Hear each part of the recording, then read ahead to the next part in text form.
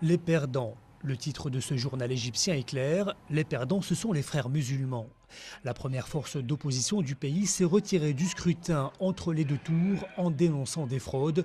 Ils seront désormais absents des bancs de l'Assemblée où ils occupaient un cinquième des sièges. Le grand gagnant, c'est le Parti national-démocrate, le parti gouvernemental, 420 sièges sur 508. Au lendemain de l'annonce des résultats, certains dans les rues du Caire étaient très critiques.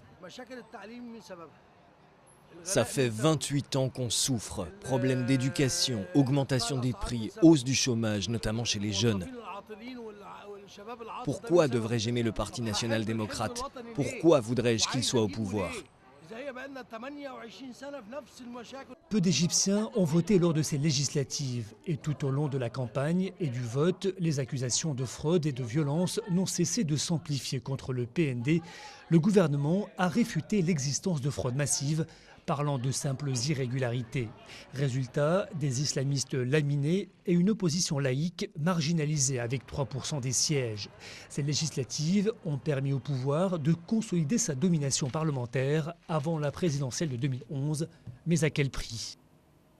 Avec l'absence des forces et des partis d'opposition au Parlement, celui-ci n'aura aucune valeur. C'est un Parlement qui va parler au nom d'un seul parti, alors qu'il y a plein de courants dans la société.